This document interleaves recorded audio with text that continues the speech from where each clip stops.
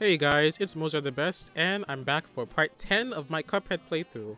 And in this part, we'll be finishing Inkwell Isle Inkwell Isle 3. So last part we finished off Dr. Call's robot and Sally's stage play, and I also showed off some of the secret phases which I neglected to mention in the previous parts. And this part we're going to be starting off with Cala Maria in High Seas Hijinks. So, Cala Maria is like one of those bosses that a lot of people like see because like she's a really popular boss, both in fan arts, if you know what I mean, and also just like generally, because she's in a lot of promos, and a lot of it is just because like because she's a mermaid. And her character design is very appealing. Anyway, I actually really like Cala Maria. I think that she's a really fun boss, and I don't just mean for her design, but Cala Maria is a. But I think that Cala Maria can get really exciting.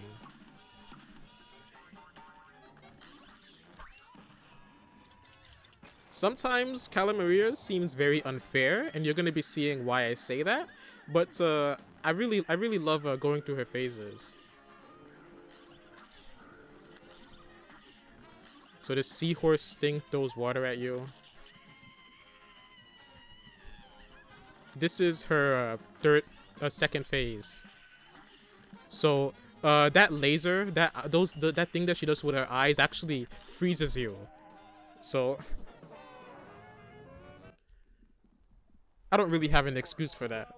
But that thing that she does with her eyes actually turns you to stone.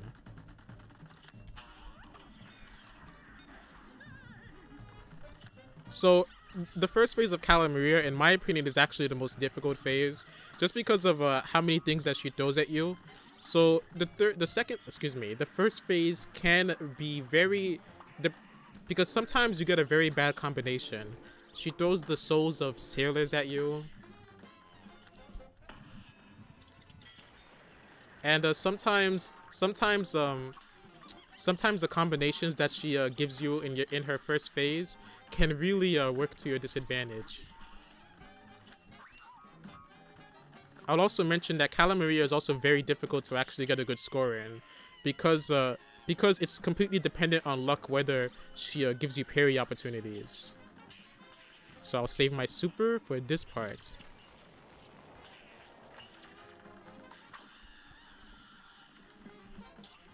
So I avoided getting turned to stone, but I didn't avoid getting turned to stone here.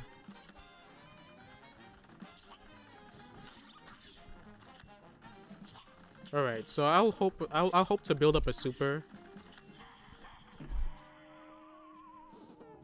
Okay, I was being really reckless there, but we have plenty of time left. So I would just shoot an EX attack at her first of all. Like, I would build up a super for the first and second phases.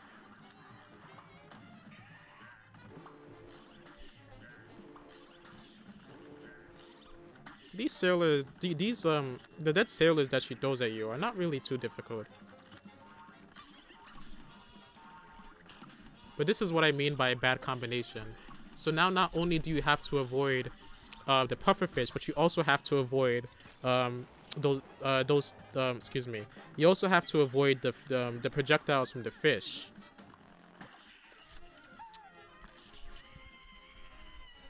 So I don't have a super build up, so you might be lucky to see her actually turn me to stone, because it's very difficult to avoid getting turned to stone when you when those eels are throwing pellets at you. It's okay, so I got a super. This third phase is actually the easiest, in my opinion. Oh, man.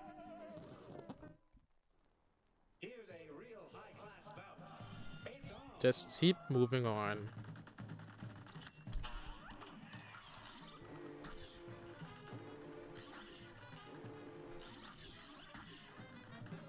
I really like Cala Maria's octopus hair. She kind of reminds me of Betty Boop, which very well might be the inspiration for her design in many ways.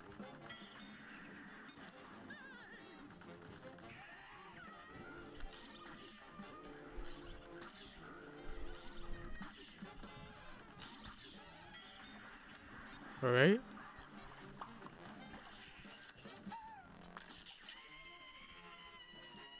Okay, so I have enough for a super. Oh man. When you get turned to stone, the only trick is actually just mash buttons to unturn yourself into stone. You really cannot avoid it. And it can seem very unfair just because when you turn into stone, you cannot move at all. So if something rams into you, it can really just feel like the game is playing against you. Like especially in this part of the fight, where well, I just finished her, but especially in this part of the fight where you can't really predict when she's going to turn you into stone. But in that last phase, if you actually get really close to her face, you can avoid being turned into stone. The last phase specifically, not the second phase.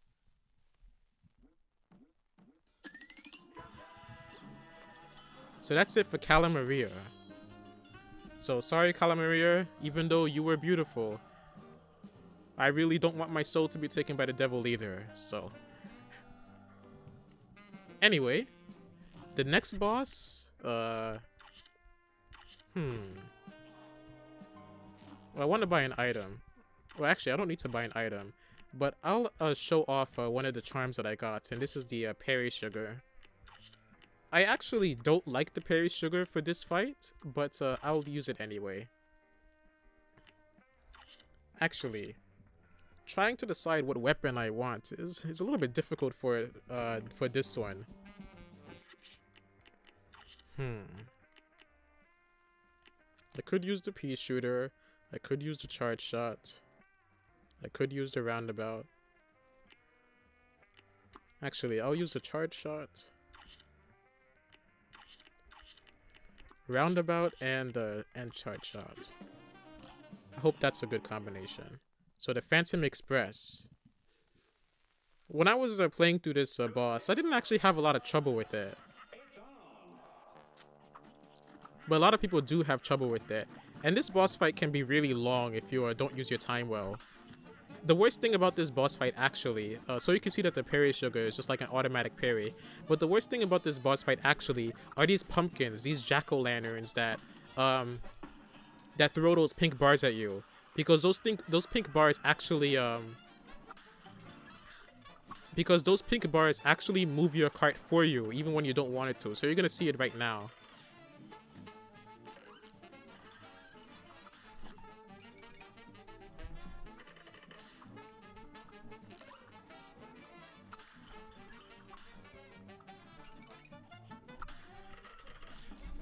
Oh man.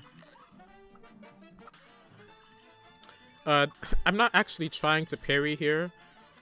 That's why I don't really like the Perry Sugar for this part of the boss. A lot of people do like swear by the Perry Sugar for this part of the boss, but I think that the Perry Sugar just gets in the way. But I wanted to show it off. So these pistons here. You can, if the one that's closest to you starts to oh darn. If the one that's closest to you starts to shoot, and I'm actually going to go to the map, but if the piston that's closest to you starts to shoot, you can actually just go to the very edge and avoid getting damaged. But you have to go to the very, very edge. So I'm gonna equip the coffee. And actually, I think that the roundabout goes well. I'm gonna get the spread shot.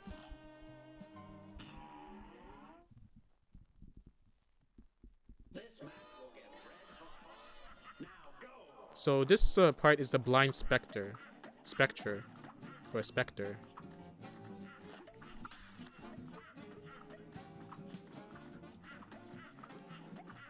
He can't see, but he's throwing your eyes at you. Well, he's called blind.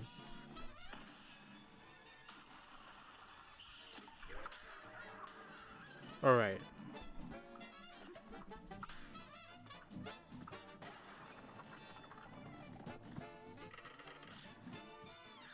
Be careful for this part because the head damages you. But you can actually avoid damage no matter what part of the... no matter like where on the screen you are.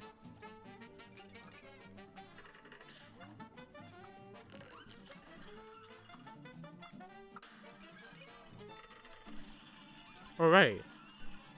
So that wasn't too bad. Thankfully, the pumpkins actually stop after the second phase.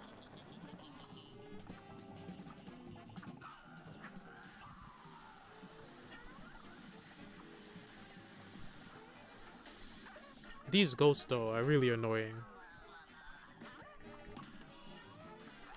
Because they also drop parryable items that will move the card automatically.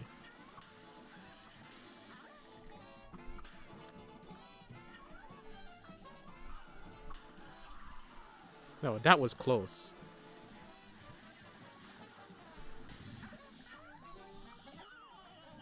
And now we get into the last phase, where the train itself actually starts trying to kill you.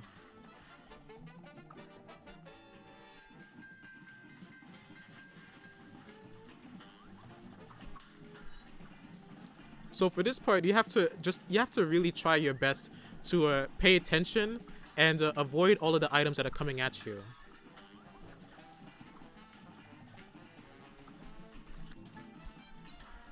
Okay. So now he's finished. Or maybe I overspoke.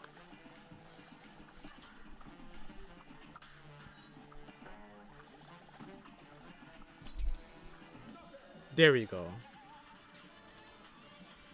Maybe I should have been using the roundabout in this phase.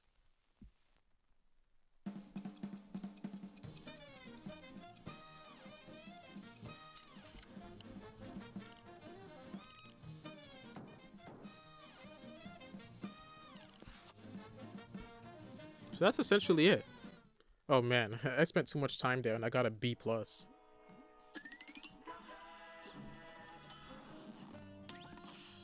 But that's the Phantom Express.